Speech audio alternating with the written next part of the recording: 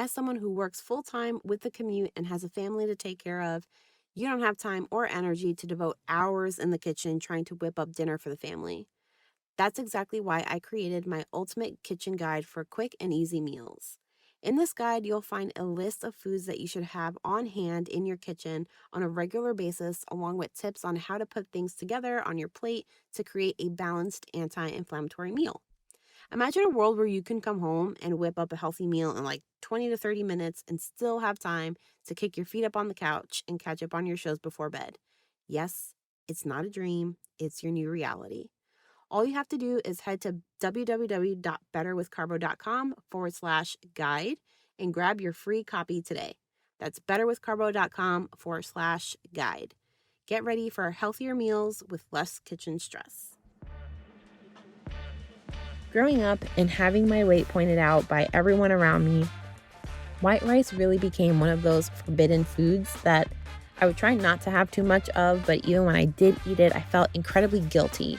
And after years of trial and error with so many diets, I finally decided to stop labeling it as a bad food. And once I accepted the fact that I prefer white rice than any other kind of rice, I began to feel less shame and guilt about eating white rice, and it also caused me to stop overeating it. I'm Krissy, registered dietitian and host of the Inflamed in the Brain podcast. Here we cut through the confusion and complexity of inflammatory health to deliver straightforward, bite-sized strategies and information you can easily apply to your life. Not too long ago, I was lost in a sea of information, overwhelmed by the challenges of inflammation. But through years of trial, education, and self-discovery, I've learned to break free from the chaos of fad diets and cultivate a practical anti-inflammatory lifestyle that not only helped me stabilize my own diagnosis, but thrive with it.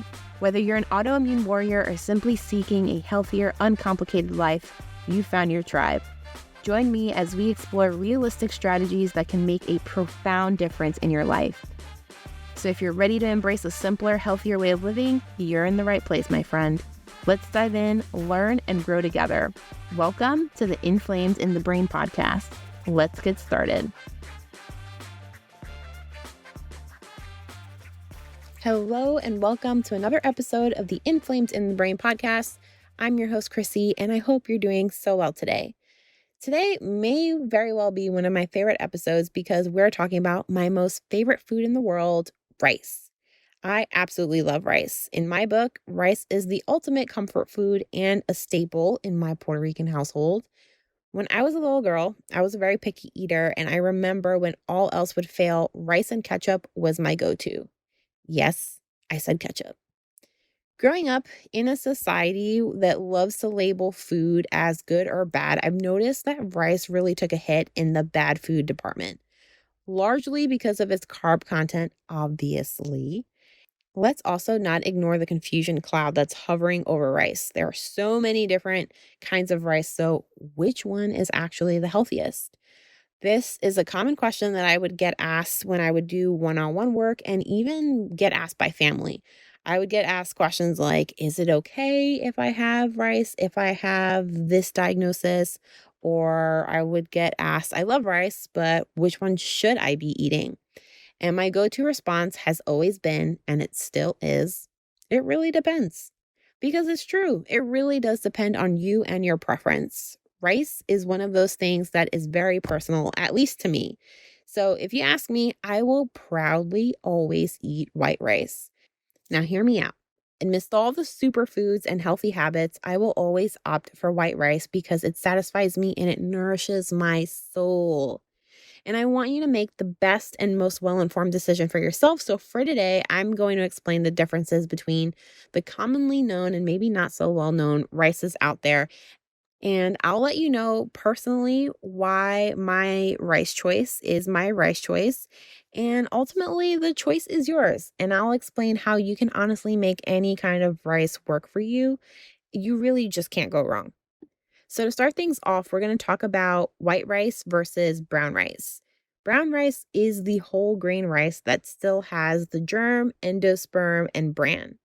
Most of the nutrients that are naturally found in rice live in the germ, and you can find things like B vitamins, vitamin E, iron, magnesium in brown rice, Brown rice also has a few phenolic acids and flavonoids, which help you with oxidative stress and inflammation. White rice, on the other hand, undergoes a process where the germ and bran are removed, potentially leading to a reduction in micronutrients and flavonoids. There are some rice brands, though, that will enrich the rice, essentially putting back those nutrients that were lost post processing. But in terms of carb content, brown rice and white rice are pretty comparable. Depending on where you're looking, brown rice may probably have like 3-ish fewer grams of carbs per serving, but it kind of compensates for being higher in fiber and protein, which helps with balancing the carb load and your blood sugar. And as we know, maintaining stable blood sugar levels play a crucial role in fighting inflammation. But whether you're on Team Brown or Team White, both can really work in a well-rounded anti-inflammatory diet.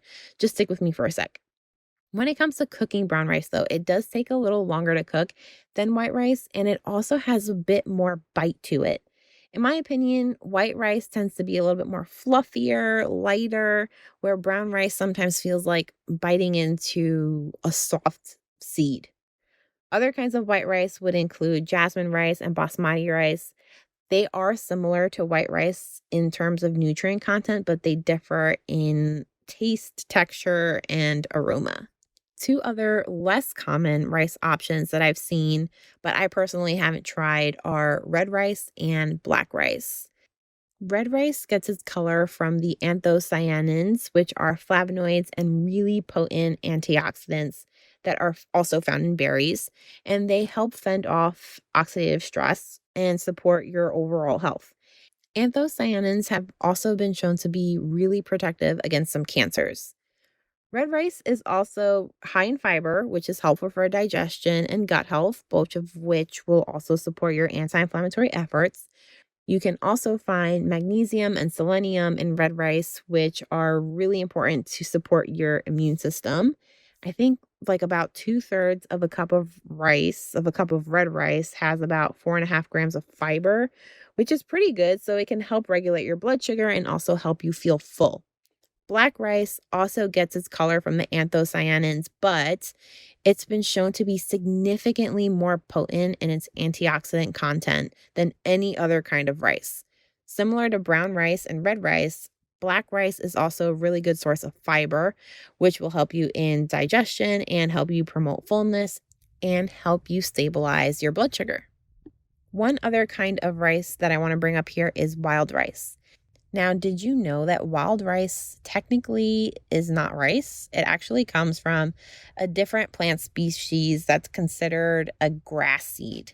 And this grass seed is native to North America, and it actually can be traced back as a staple food for indigenous communities. And similar to other whole grain rice types, wild rice is packed with tons of vitamins, minerals, and anti-inflammatory anthocyanins and flavonoids. It also has a higher level of protein compared to traditional rice types, and it's a good source of fiber. And again, both of these things are going to help you with digestion, blood sugar, and contribute to feeling full. Wild rice is also a really good source of minerals like manganese, phosphorus, magnesium, and zinc.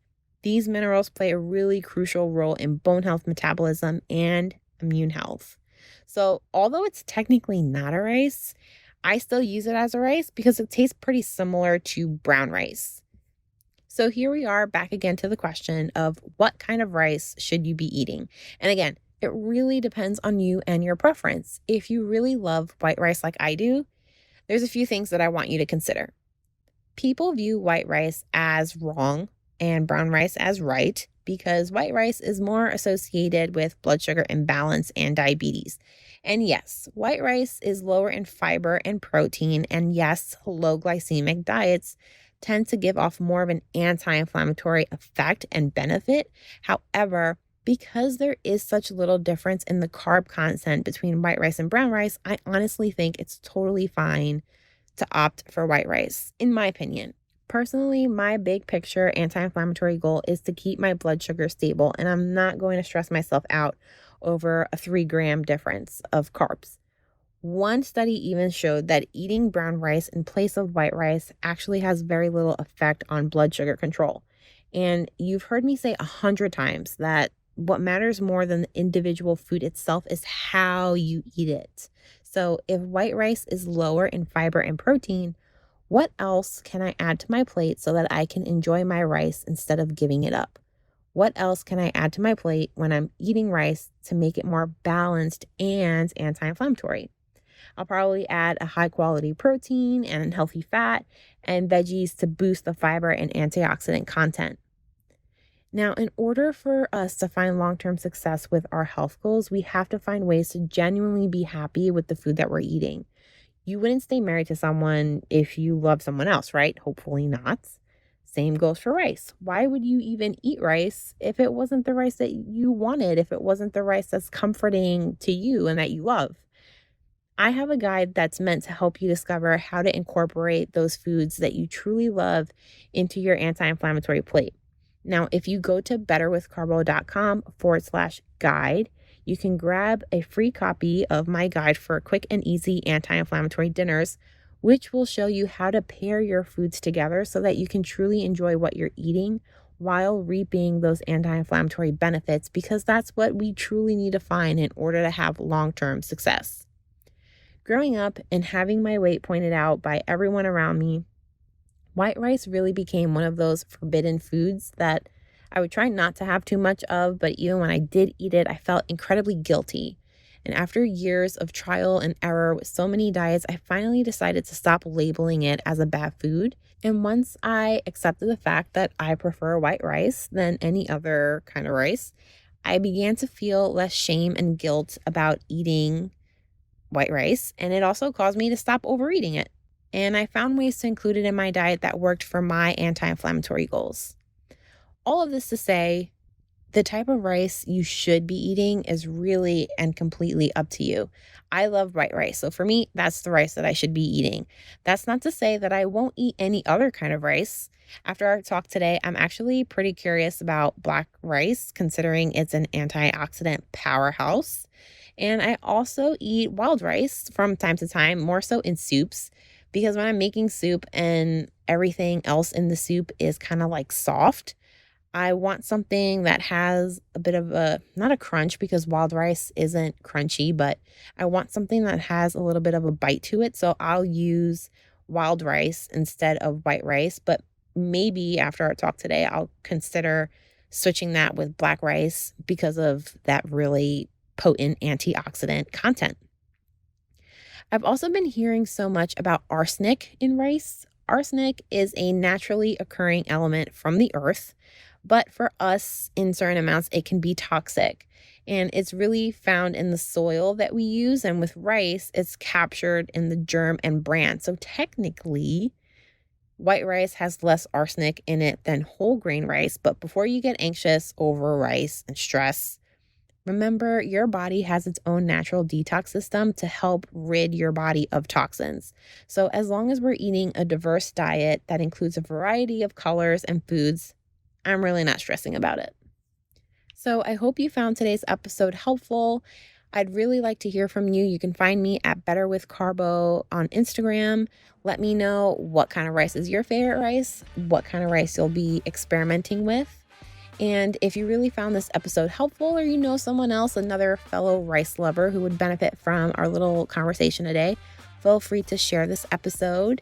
And don't forget to subscribe so that you don't miss out on any of our conversations. Until next time, same place. Take care.